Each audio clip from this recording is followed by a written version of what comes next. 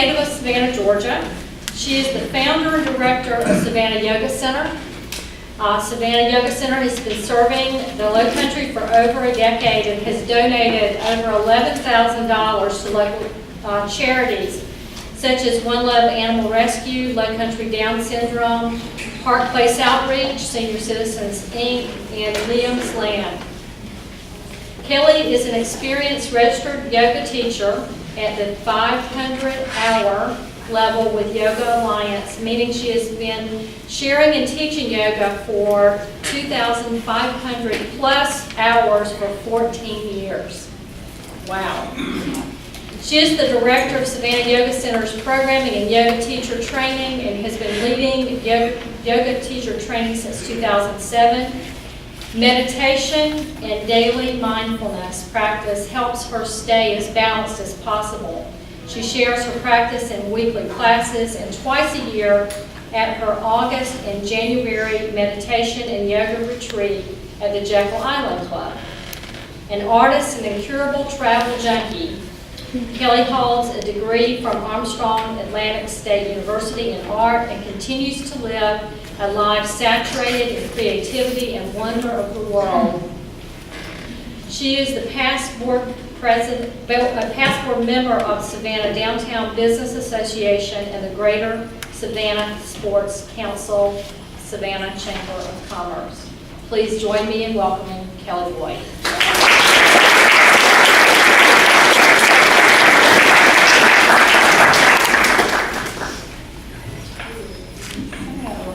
Good morning, or afternoon now, right? It's afternoon.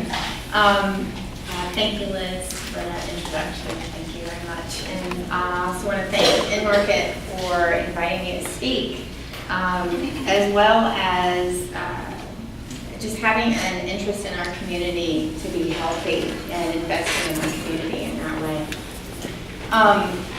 So you've got a few things on your table. One of them is an orange sheet of paper that has scheduled. As you guys were coming in, I was walking around and I was talking to people and introducing them, and I was getting some questions about where do I start? What classes do I start with? So there's some information there for you. And then the green sheet is the 10 tips that I'm going to be sharing with you. Also, there's a postcard. It's a thank you postcard. Have that handy because you're going to be using that at some point during the talk. Make sure you have a pen handy too.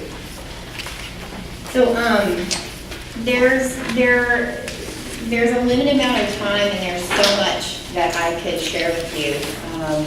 So some of the tips we're going to experience together, and then some of them I'll talk about briefly, but that's why you have the handout so you can take it home with you.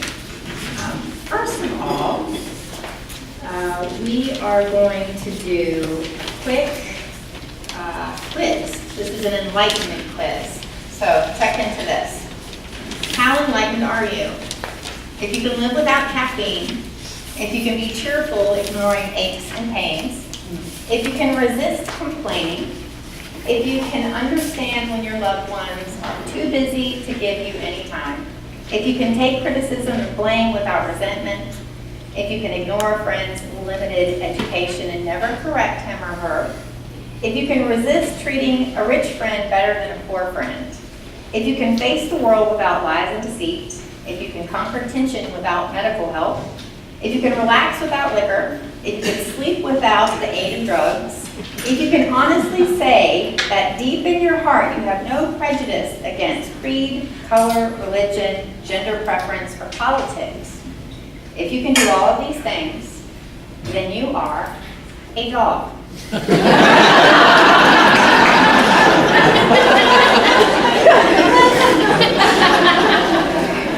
Oh, it's so true, right? So true. So I wanted to lighten the mood a little bit. Probably more so for myself than anybody else. But so a lot of you have heard of yoga before. If you have, raise your hand. Heard of yoga? Yes, and I had some questions as I was walking around. Well, I'm not going to have you doing some poses and stretching, and I'm not going to be doing any poses and stretching right after lunch. But what I am going to share with you is 10 other types of yogic tips to help you go from hectic to harmonious in 5 minutes or less. So I'll roll right into it. First, 18 months of human life are the most formative years. Sometimes we have a hard time believing that, right? The first 18 months are the most formative years. Upbringing. There's the bad news. Repeated thoughts and actions can rewire your brain, even if they're someone else's. Here's the good news. This moment. Repeated thoughts and actions can rewire your brain. So I wanted to share a little bit of my story and why I'm here today, sharing what I'm incredibly passionate about. Despite my nature, which is to be quite an introvert, and this is a lot larger crowd than I'm used to speaking to. So that just goes to show you how much it's meant to me to be here today and share this information with you. So I'm wired, you know, you've heard that before, like I'm wired as this or I'm wired as that. I'm wired as a doer and somewhat of an overachiever for those of you that know me. So the business I've had for almost 13 years, March will be 13 years. And if you own a small business, raise your hand, right? You know what I'm talking about. Here was my life. I worked 12 hours a day, sometimes more, really building this business with my heart and my soul and everything. Sometimes the staff is up to 50 members, and some of you might not have known that about the Savannah Yoga Center. We have quite a pretty big staff. Practiced yoga daily, meditated off and on for about 15 years, created art or ran long distance. I attended yoga retreats and trainings, and I was on the board of a couple of organizations. Like badges of honor, I wore all this stuff that I did. I went to a retreat. I did another training. I opened up another location. I added more teachers. We have a bigger schedule. And after about 12 and a half years of being a doer, this past January,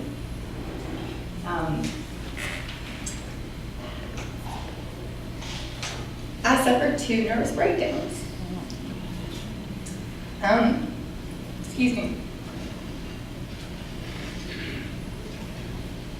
This was the vulnerability alert I was telling you about. I call them now breakthroughs. I don't call them breakdowns anymore. They're definitely breakthroughs. So after these breakthroughs,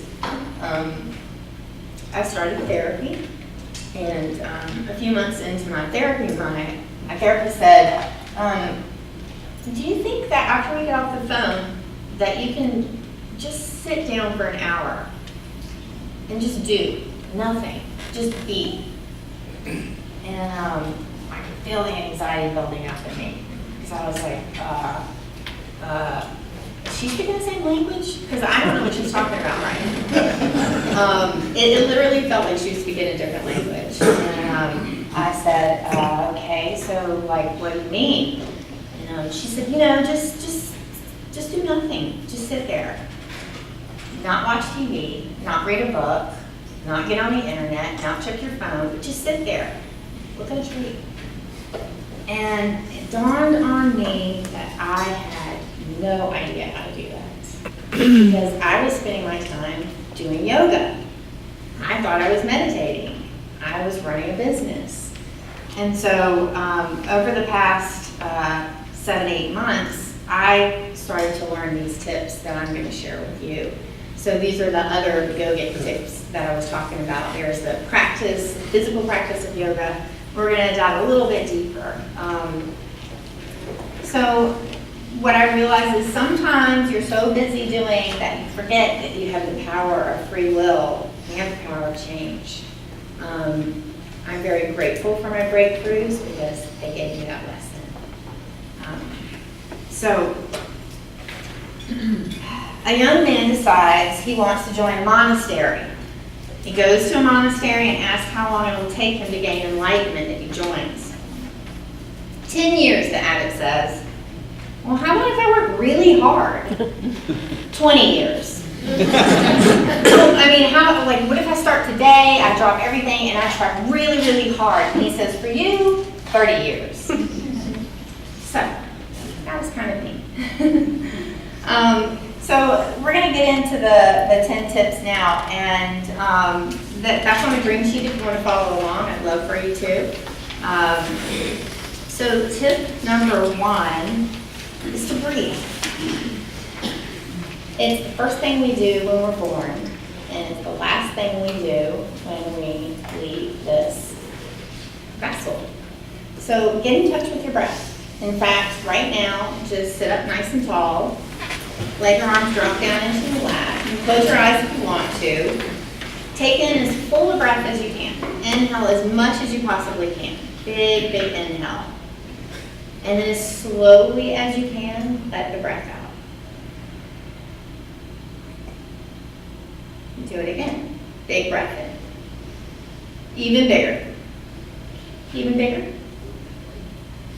And then slowly let it out. One more time. Big breath in. A little bit more. A little bit more. And then let it out. So your breathing is directly related to your nervous system. And a lot of us don't realize that we spend entire days, and even in our sleep, with little short, shallow breaths. So you may have noticed, or you might not have noticed, that just in that 3 breaths, things feel softer, right? Throat isn't as clenched, the chest is softer. So taking just a moment when things are getting really hectic to check in with your breathing and deepen your breath. So tip number 2 is a body scan.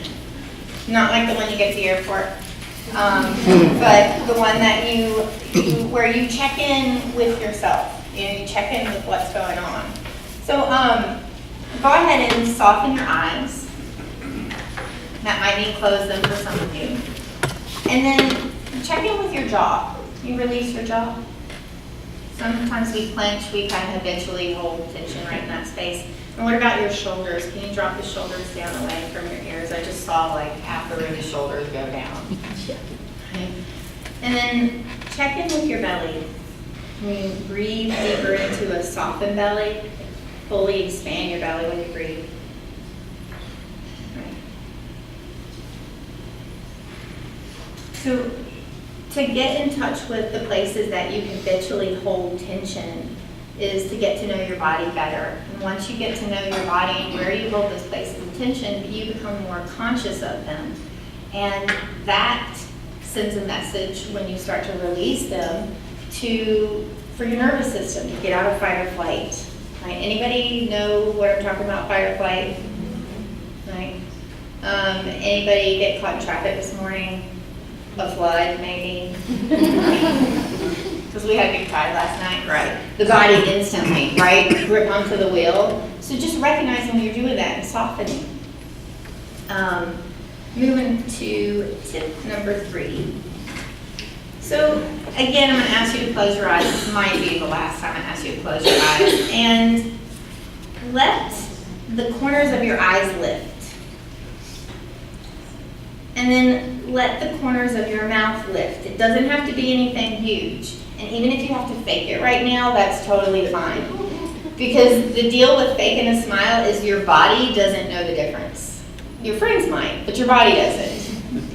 Right? And smiling has a positive impact on the balance of neurotransmitters. It calms your nervous system and it stabilizes your mood in the midst of everyday stressors. So just bringing like this faintest of smile on your face can change your mood like that. And then tip number 4 is to be here now.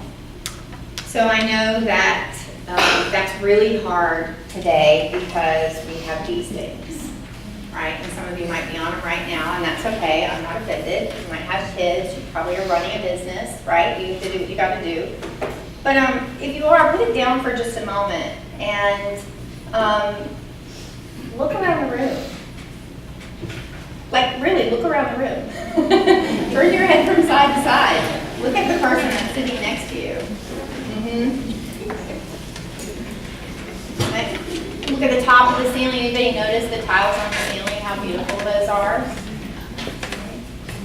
So this exercise or practice of just remembering where you're at, because we spend a lot of time worrying where we're going and where we've been, and a lot less time where you're at. I lived in yesterday and tomorrow for a really long time, and quite frankly, I still do, and that's why I use these tips, and I do use them multiple times a day. So just the act of, like, where am I? Oh yeah, I'm at Savannah News, and it is October, it's 2015. It might sound silly, like, duh, I've got my phone for that. But we do, we forget, because we're already planning Christmas, you know? We're already planning January. So just taking a moment to be where you are and enjoy the people that you're with right now, not who you're gonna be with tomorrow or even in an hour. So tip number 5 is to stretch and move. And this is, I think, what a lot of you thought that I was going to be up here talking about. So surprise!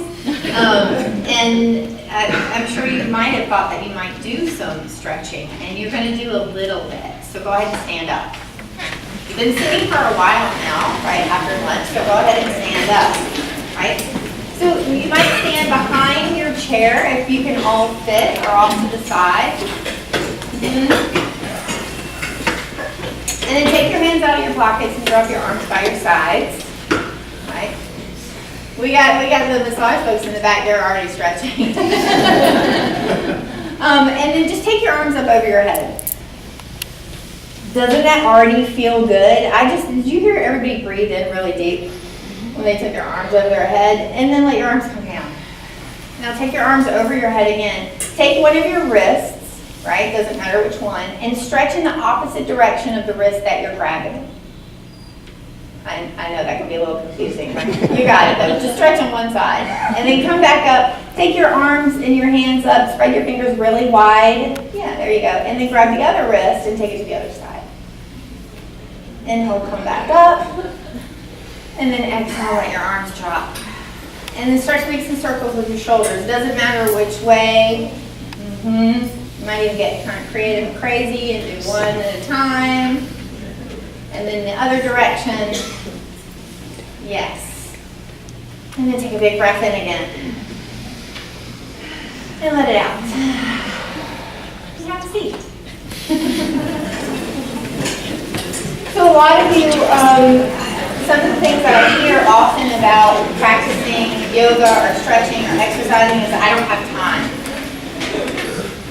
Something is better than nothing. So even that little bit helped, right? Even that little bit, just for a moment, took you out of where you're supposed to be, what you're supposed to be doing, what you did last night. You know, it just brought you right back here. And we won't have time for Q&A afterwards, but I'm going to be sticking around. If you have more questions about yoga and what classes are good for beginners, then please come and talk to me, okay? Tip number 6 is to thank someone.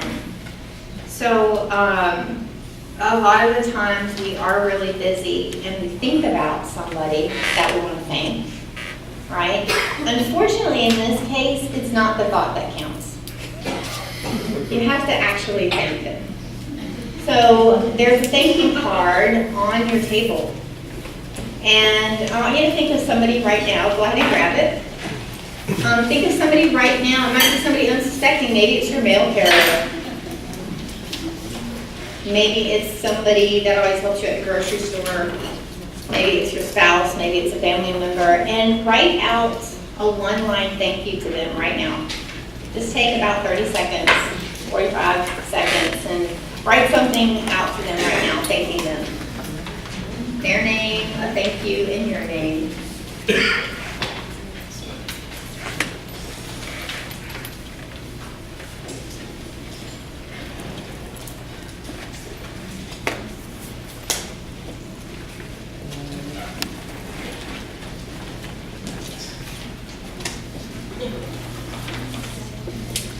So if you like, you can finish those up while I'm speaking. I don't mind. Is there anybody that would like to share their thank you and who they're thanking? Anyone? You could just stand up, Marjorie. I'd like to thank you for enlightening us. Thank you. Anybody else want to share? Okay. Hi, I'm Stacy. I would just like to sincerely thank my mom and my father who isn't here for being extremely supportive with me. I am a new small business owner, and they have faith and they believe in me, and it means a lot. And I just am extremely grateful and blessed to have them. Thank you, Stacy.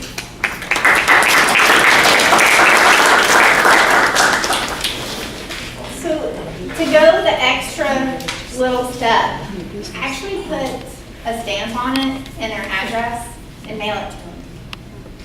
You remember the last time you got like a handwritten something in the mail? It was like Christmas. I got something yesterday and I was like, yes, best. It's better than even getting a random package in the mail. It's like someone took the time with their handwriting, right?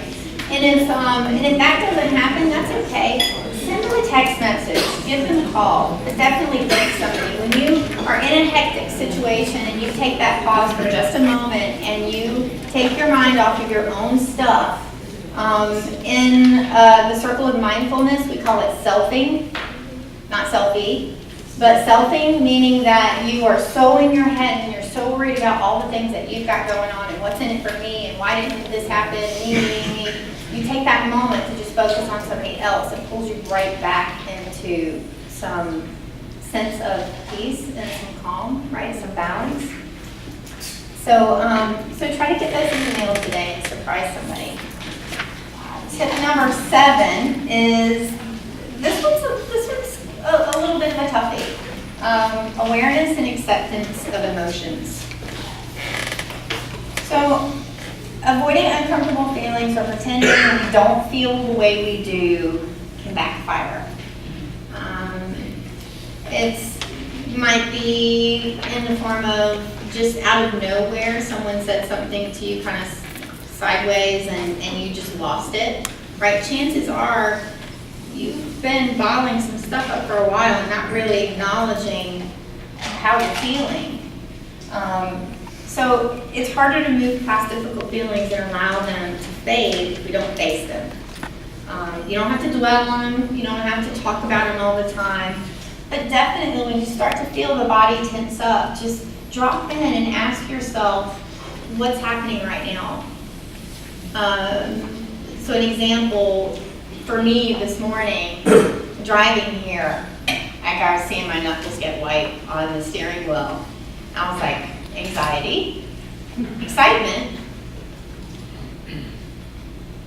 scared, excitement, you know, and the thing about just naming them, you don't have to dive into it, but the thing about naming what you're feeling is it gives it less power and it automatically starts to dissolve, and it takes practice. It's definitely one of those things that takes practice, and it only takes a couple of minutes. So tip number 8, a dog is at his therapist, and he says to his therapist, it's always good dog this and good dog that. Is it ever great dog? So the tip number 8 is self-compassion.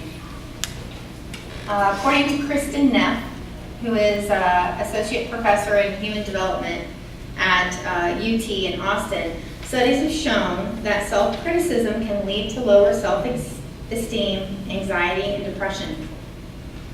According to Neff, self-compassion consists of 3 components: self-kindness, being gentle, kind, or understanding to yourself when you're suffering; common humanity, just realizing that you're not alone, that other people have felt what you're feeling; and the third one is mindfulness, and that's when you can go back to step or tip 7, and you drop in and you start to name what you're feeling.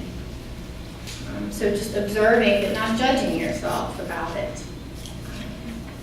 And then tip number 9 is accepting joy. We get really seduced today with our phones and our laptops and all of the information that we're bombarded with, and we really focus on all the really horrible things that are going on. It's just we're wired to do that. And so I'll go back to that statement at the very beginning. Repeating thoughts and actions can rewire your brain. So if you can spend some time when you're experiencing something joyful, to just take a moment and to breathe into that. It takes about 10 breaths for your body to absorb and to rewire your brain for that joy. So the moments when things are getting really hectic, you can feel the things tense up. You can feel your body tense up and the breath gets short, fight or flight kick in. But those moments of joy, if that's your MO, right? Because some of us are wired. I was wired for that. I was wired for anxiety, achievement, overdoing, doing. And I've had to learn it takes a while to also enjoy things. Does that make sense? Right? The more you allow it into your body instead of going, oh wow, I got a thank you card in the mail. I gotta get some groceries, I need to do this, I need to do that. And then the card just literally ends up in the backseat of your car, right? So maybe taking a moment and holding the card and thinking about that person and thinking about the fact that they thanked you and how you're helping people. Because they thanked you for something, even if it was being you, right? And just absorbing that and allowing that in. And that can really help in hectic times, for sure. So, again, repeated thoughts and actions can rewire your brain. So, a new young monk arrives at a monastery and he's assigned to help the other monks in copying old canons and laws of the church by hand. He notices, however, that all of the monks are copying copies, not from the original manuscript. So the monk goes to the head abbot to ask a question. He points out that if somebody's ever made an error somewhere in the past, in the first copy, it'd never be picked up. In fact, that error would be continued for years, hundreds of years. And the head monk or the abbot says, oh, we've been copying from copies for centuries, but you make a good point, my son. And he goes and he disappears. So the head abbot goes down to the dark caves underneath the monastery, and where the original manuscripts are kept, and they've been locked away in vaults for hundreds of years. Hours go by and nobody sees the old abbot, and they're starting to get worried. So the young monk goes down and looks for him. And when he goes down there, he finds him banging his head up against the wall and wailing, "We forgot the R. We forgot the R." His forehead all bloody and bruised, he's crying uncontrollably, and the young monk asks the abbot, "What's wrong, Father?" With a choking voice, the abbot replies, "The word is celebrate."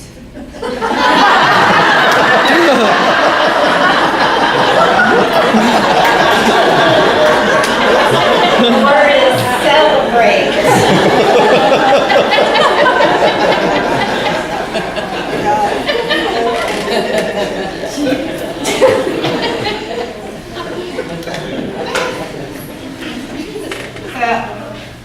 Take a moment.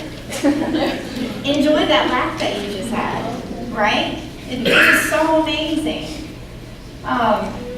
And the last tip is called the sacred pause. Somebody asked me earlier about meditation, and I'm referring to meditation these days as the sacred pause. And I want to make sure that you know that these tips are things that have been shared with me. These aren't things that I like created myself. These are things that people have shared with me. And this is one of them, the sacred pause. It's that moment of non-doing.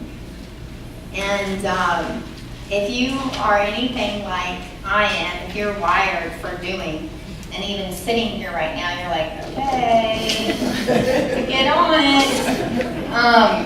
Then the sacred pause, you need to be doing quite often. It doesn't have to be long. It doesn't have to be long. It's literally taking a moment when things get super hectic, when they're their craziest, when you might be trembling, when you might feel like you have too much to do, you absolutely cannot stop right now for any moment. That is the exact moment that you have to stop.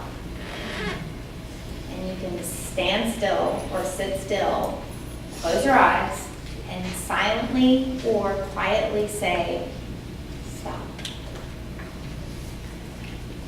Gives yourself a moment in your brain and your body a chance to catch up with you. It gives you an opportunity to think of a few of those other 10 steps and take those. Take a deep breath and just slow down and pause. Because nothing, no moment is as important, is more important as this one that we're in right now. This one. This is the one that counts. So if I could say, which of these would be the one to erase all of the other ones, it would be the sacred pause. Because that moment of stopping does rewire your brain over time, but it takes practice. So that was the last step, and I have a couple of questions for you. I had to ask myself these two questions when I had my breakthroughs. And one of the questions is, what are the quality of your thoughts and actions during the greater majority of your day? And do you want to change? That was my timer. And do you want to change the quality of your thoughts and actions? And I say that the simple fact that you're here today and that you're interested in learning more about how to better your life says that you do. You're ready. So keep in mind that these are 10 tips. They don't all have to be used at the same time. You don't have to remember in the most hectic moment of your day, oh my God, tip number 3 was, okay, I can't remember. Tip number 4, sacred pause. You don't have to remember all of these. So pick a couple that might have resonated with you today. And you know what? If none of it resonated with you today, that's okay too. It's just not the time, right? But hold on to this sheet because you never know when you might need it. And when you might have that light bulb moment that goes off and you're like, okay, where are the tips? I need the tips, right? It's just not necessary to learn all of it, and be patient with yourself. Be really kind with yourself. This isn't going to happen overnight. Rewiring your brain doesn't happen overnight, but you can change the hecticness into harmonious like that simply by pausing, by using at least one of these steps. So, I want to thank you very much for your time and your attention. And again, I would love to speak with anybody afterwards if they have any questions. So thank you for being here.